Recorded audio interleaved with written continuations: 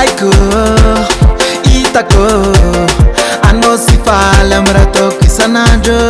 Pulang amar marse, ano nyarche.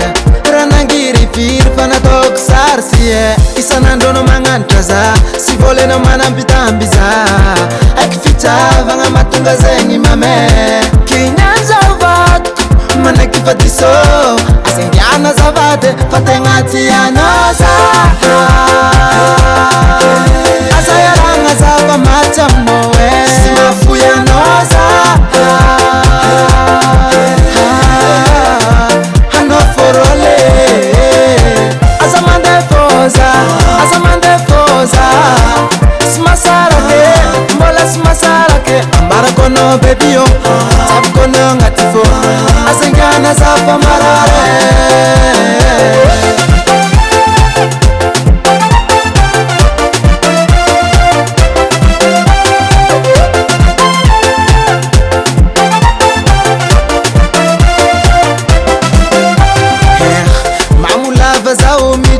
Sananjo Snau ano mbona ndefu chifono Tapa wala tokom nao Simetiko pisa ufarajab misfaran Fano ifa fonande Fasa fombola sima Kenyan Sami fune Manakiza diswe Sengan wekam shise Chikuwe nova Kenati anosa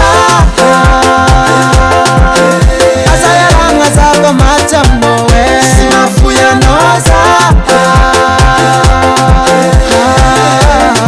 Hano forole, azamande foza.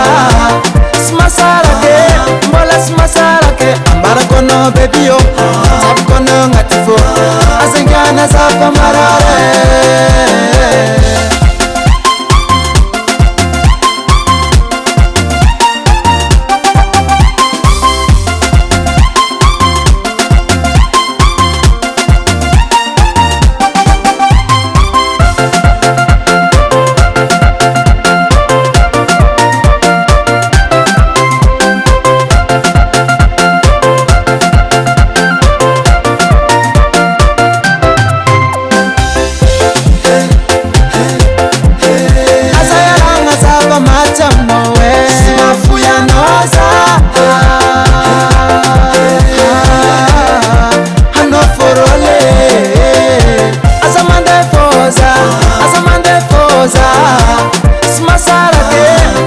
Smasarake, ambara kono baby yo, tap kono ngatifo.